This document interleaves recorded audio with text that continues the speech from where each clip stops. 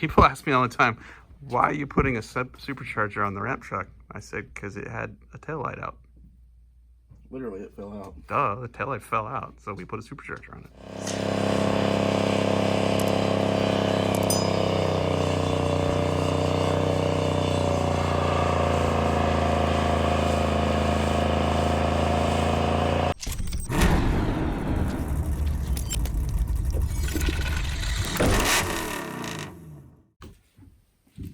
Show the people what we're working with. You ready for this? Yeah.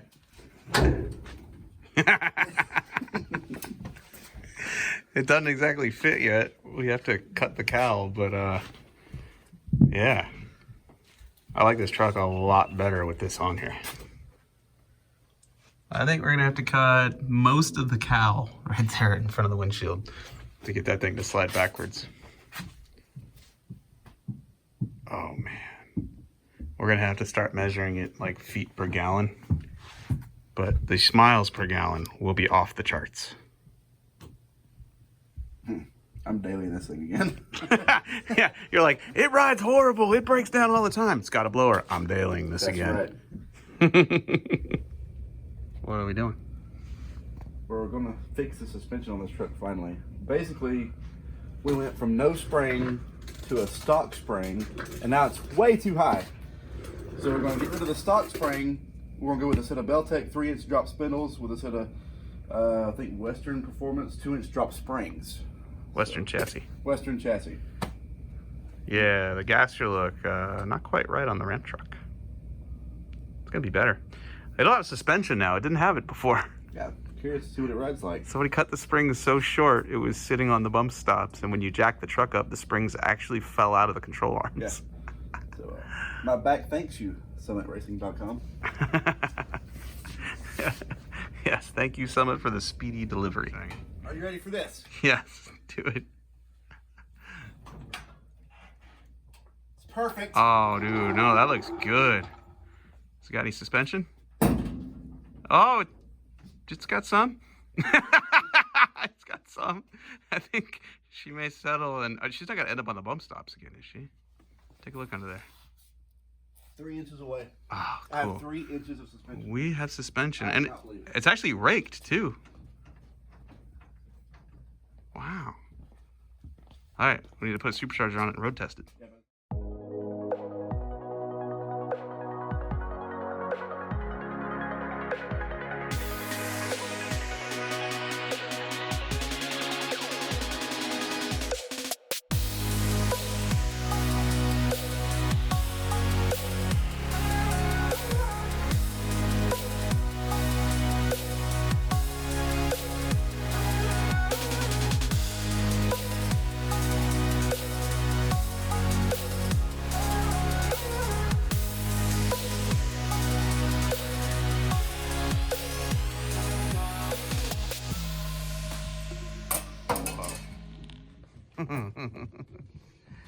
This is just supposed to be a supercharger install.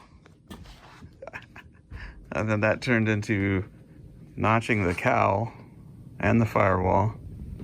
And then that turned into, well, there's a lot of holes over here that somebody butchered with a torch. I'm not naming names because I don't know who actually did it, but it was pretty butchered. So we decided to fill those holes. Then we realized it was just easier to cut the entire firewall out on this side and replace it with a smooth sheet with no holes in it than was to fill the 9 or 10 holes that were in there. So yeah, blower's not on yet, but we're getting there. So our Weiand roots blower install on the C50 is snowballed. Talk about how that happened.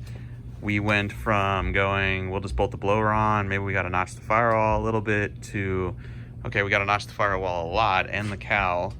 That snowballed into, well, let's sand the firewall down and we'll paint it because, you know, green truck, orange and red firewall, it looked weird. And then when we started taking things off the firewall to get ready for paint, we realized this side of the firewall had been totally butchered with a torch, especially around where the brake booster went. So then we were like, okay, we need to fill all those holes in. Okay, forget it. We'll just cut it out, put a new piece of sheet metal in there, and here we are now, 2 days later, and the supercharger's not on, but the firewall is looking better. It is looking better, so hopefully the next day or two, all this will be finished and painted so we can actually put the supercharger on. In the meantime, here's a tech tip for you on how to make a paper template over a hole that you need to patch with sheet metal. Watch this. When you can't get to the back of it, do this. Put your cardboard paper up there, get a dirty hammer. Even if it's not dirty, let's rub it in some grease right there. Yeah. Let's rub it in some grease. Get your hammer dirty. Okay. Put your cardboard template over the hole. Now you can't get to the back side of this hole, but that's not a problem because we're gonna tap, tap, tap the paper with our dirty hammer. You can see we've already started doing it. Look what happens. The outline of our hole is right there on the paper. Then all you do is go back and cut it with scissors and you have a perfect template. There. Is this a bad time to tell you that the back of the cab's not mounted to the chassis? It wouldn't surprise me. Well, it's not. Oh. Okay, and there you go. Newburn has already stripped the parts off the old engine, which is great. And now we get to do the fun stuff, which is install shiny new parts. This is not going to go easy, though. Tell us why. All right, so the problem we ran into first was that is a late model oval port 454 engine, and this is a rectangle port intake. And we can't find an oval port blower intake to fit. So we had to make our own gaskets, which we have to thank summitracing.com because they overnighted us these. These are basically oversized trim to fit gaskets. Let me show you why we need these. Here is a stock oval port gasket. And as you can see here, doesn't exactly fit this rectangle intake. Not even close. Look at that. You can stick your finger right through there. That won't seal. So we got these that I've trimmed to match the ports on the engine, but will seal this intake up. Yeah. So this should work. We're going to silicone around the ports just to be sure, but this should work because good luck finding an oval port 671 supercharger intake manifold because nobody's really making them anymore. And we'll glue those to the motor and then we will keep going because the blower is together. Carbs, the Weiand fuel line kit, the Weiand linkage is all together. Carbs are mounted. That blower is just waiting for that intake. Let's recap, shall we? We had a taillight out on the C50, so we decided to install a supercharger to fix it, which we know works, right? But the supercharger didn't quite want to fit inside the engine compartment. No, we had to tub the firewall rearward into the cowl area, and this is so that should we have to work on the rear carburetor or the distributor, we'd have plenty of room to do that. So the last few days, Newburn and I, mostly Newburn, has spent body working, welding, sanding, all of this to get rid of the crap that was here before. And now we're ready to find TDC on the motor, drop the distributor in because now's the time to do that. It's way easier now than once the blower's in. And then we'll put the blower on and keep on trucking towards making this thing run and do burnouts again. Before that, I want to highlight something here. I want you to look right down the intake port of that Weiand intake manifold, which, as a reminder, that is made for rectangular port cylinder heads. To my knowledge, nobody makes oval port roots blower intake manifolds. So you end up doing, which I think we already showed you guys this, you end up slicing and dicing an undersized set of Felpro gaskets to find a happy medium between, well, sealing or not sealing. The port match is horrific, but who cares? It's a supercharger on a motorhome engine. We're not trying to set the world on fire. We're just trying to set tires on fire. Let's keep going. Here is the exhaust valve. Here's the intake valve. You can see right now the exhaust valve is closing. So we just finished the end of the 4 strokes. The intake valve is opening, okay? So it's chasing the piston downward as it brings air and fuel in through the intake runner. Now the intake valve is closing, all right?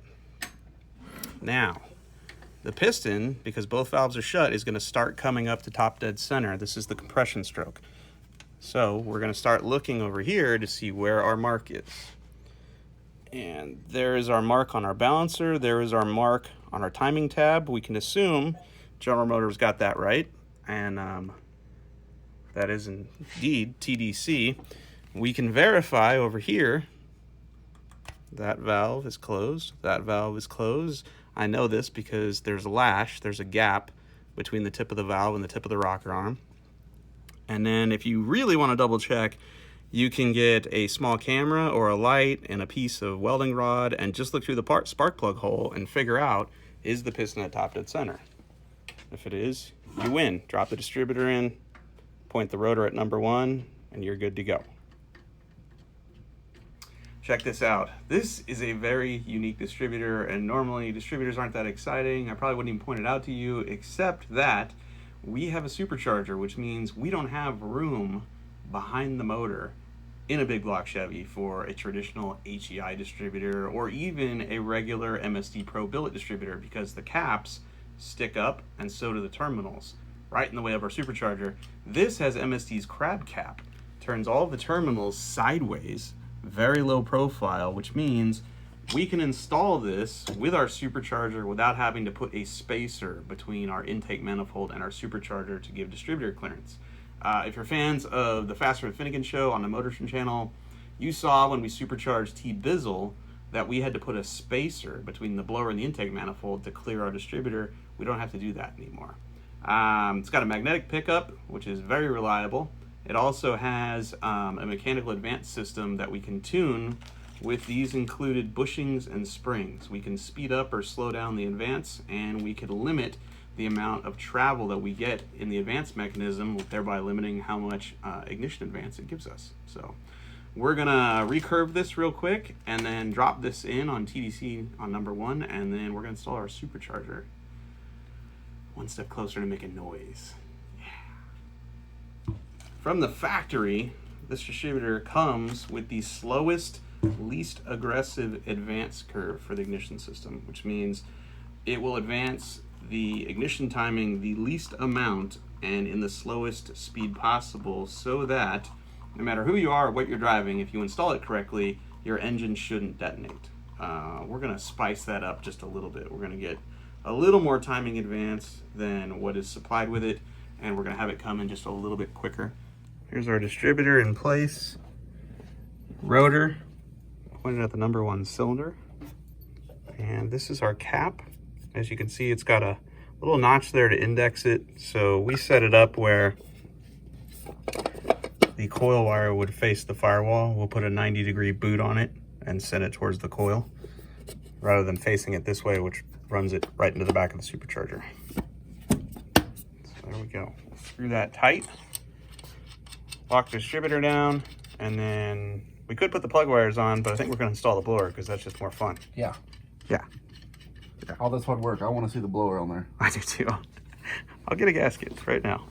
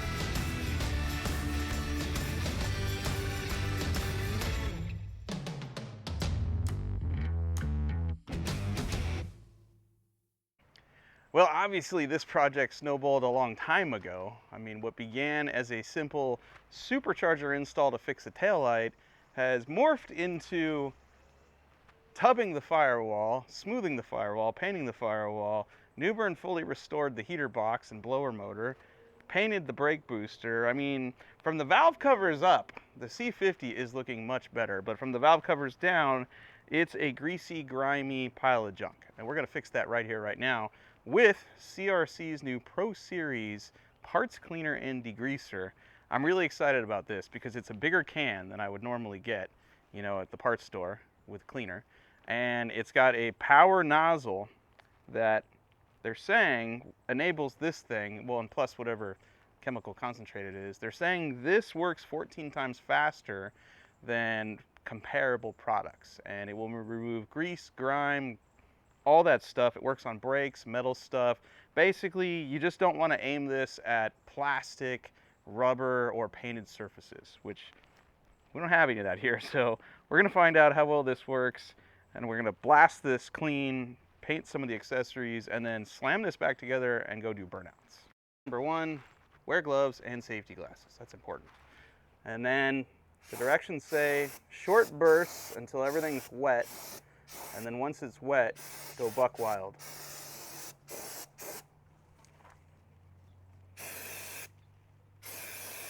Dude, this is a powerful spray. That's weird. It like doesn't splash. It like. Well, the thing I'm most excited about this, and we'll find out here pretty soon, is that when it evaporates, there's no residue, and it'll dry really quickly. So there's not a lot of other work I have to do. You know, you can basically just wipe it with a rag afterwards. So we'll let that sit for a few seconds, and then we'll go back over it, and this should be cleaner. Let's try it on the engine block.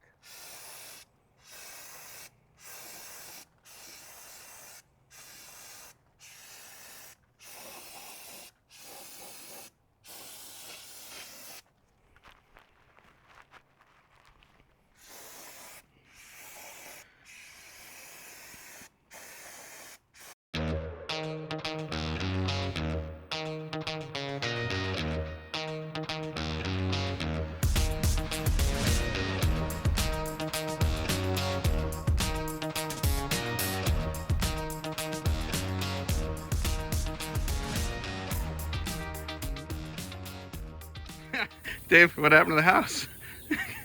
We went to push the ramp truck. You set a can of spray paint on the tire that we forgot about. It then fell. We ran over it and it exploded everywhere. Oh my God. Wifey's not going to be happy about this. Oh, I found the can.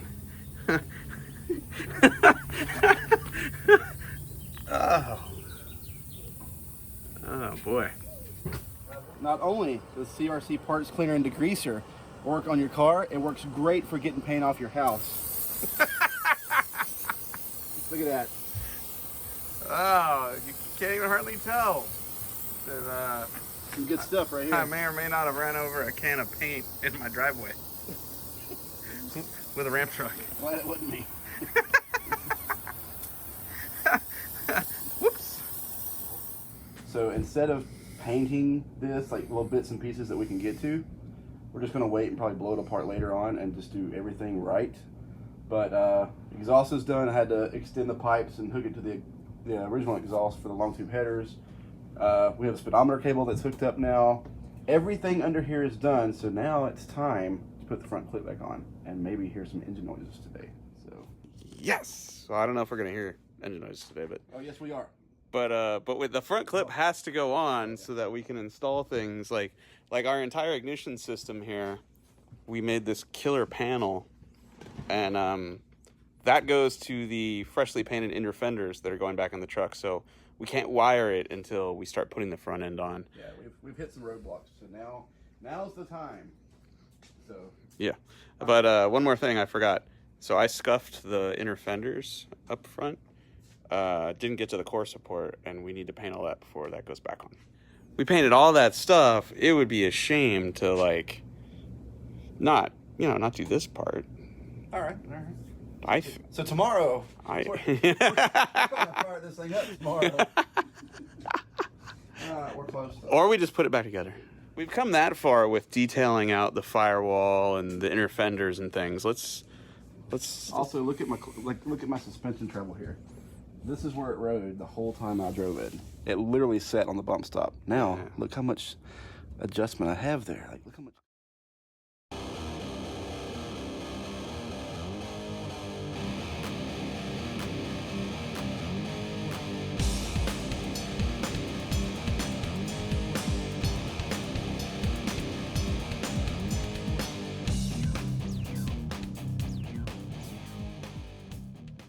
The snowball has reached the bottom of the hill.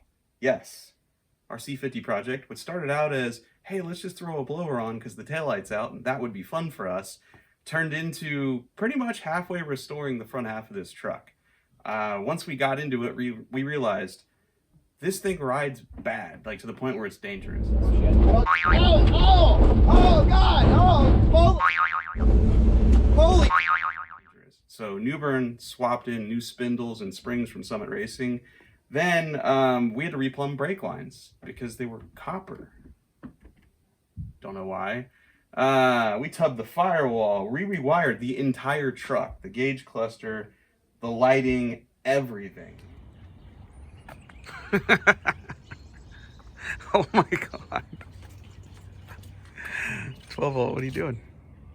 Trying to make most of this stuff work. It was really just like they've got their own connector for the steering column. They've got this style, then they got this style. So nothing works as far as turn signals or anything like that. Yeah, that's an aftermarket column. Yeah. The gauges were never hooked up either, huh? No. That's what I'm tracing now. I've got everything wrote down. I've got all the wires traced. So hopefully I can hook everything up out there and make that gauge cluster work and get rid of that little temporary thing I had going on. Oh, it'd be cool if the gauge cluster would work, because that's a factory tack cluster. That'd be sick. Has it been on fire yet today? No, not today. Good, good. We installed new electric fans, a new cooling system, new Headman headers. We just redid this thing where the next time we go out, yeah, our goal is to smoke the rear tires, or at least one of them, I think. But we also wanted to actually enjoy the truck. So we done a ton of work, much of which you're not going to see because we got really busy and just stopped filming and started working. But we do have some killer tips on some of the stuff you've already seen, obviously. And now it's time to see if it'll start. As soon as we bleed the brakes, because we probably want to drive it after that. It's what? It's registered and insured at the same time. That's I haven't been weird. able to say that before. We can say that now. Yeah, I just kept driving it. I was like, whatever.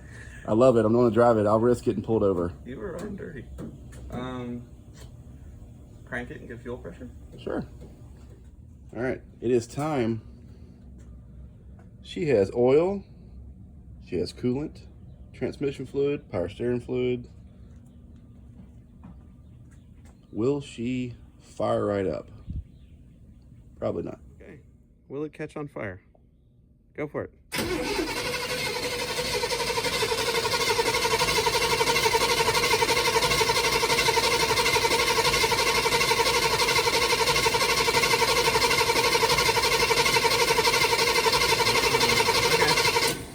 We have fuel pressure, I think.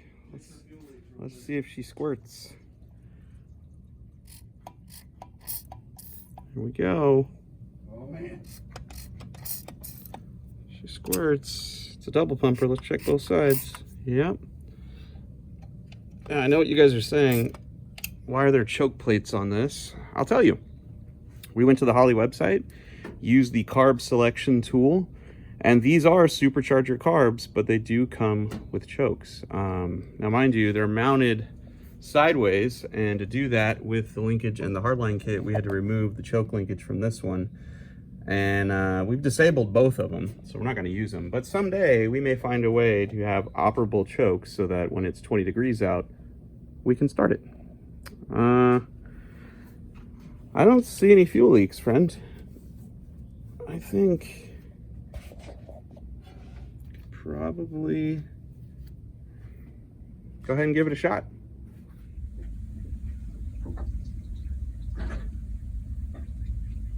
Okay. Alright, there we go.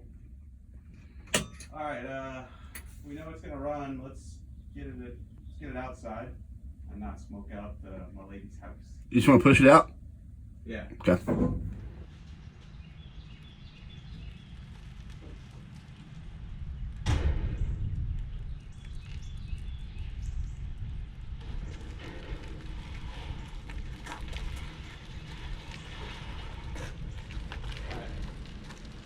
Lights out.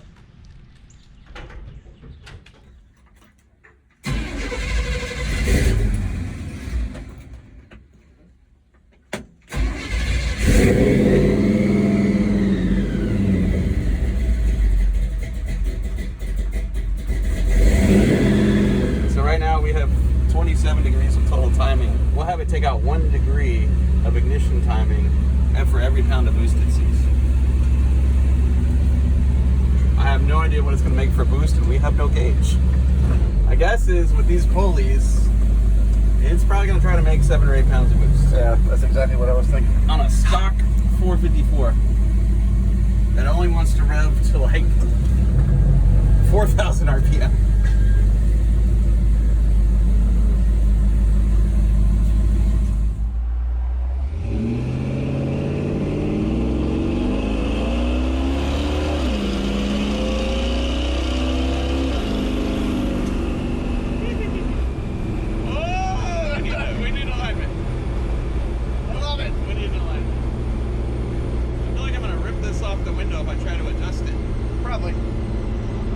Like $7.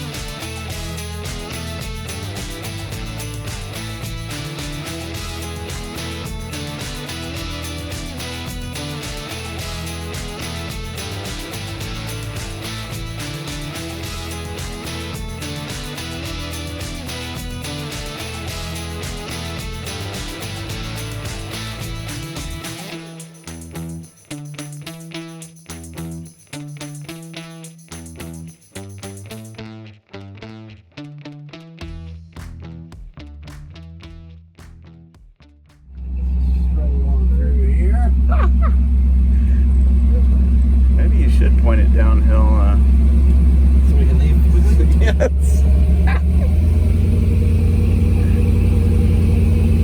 Oh my, look, they have the perfect view. They have like, they're like sitting on bleachers like for this. Wow, the rubber pile is still on the ground too. We don't have to do this here. I'm gonna do it right here. Technically, if I'm not, oh wow, yeah, they got a good view. They got a really good view. This is your call. I'm ready. Get it. Let's Oh go. God, all right, hold on.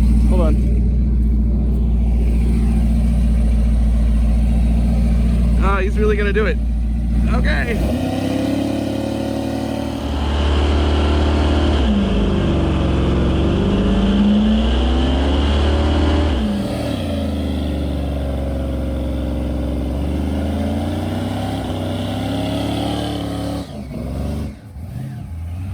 Oh my God, oh my God, oh my God.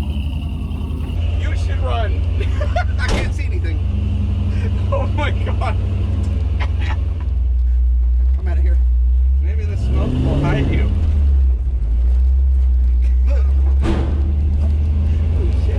Oh God, look at Oh, they are staring. I can't even look. I'm ducking down. Oh God, here comes security. Here comes security. Are you serious? Yeah.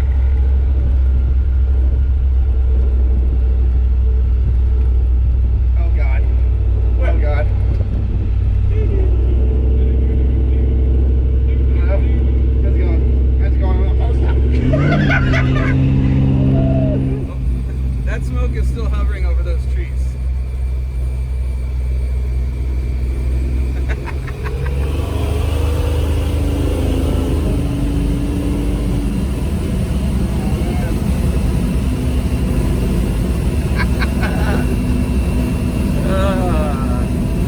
Good truck. Good truck. Your taillight still doesn't work, No, it doesn't. but you do great burnouts.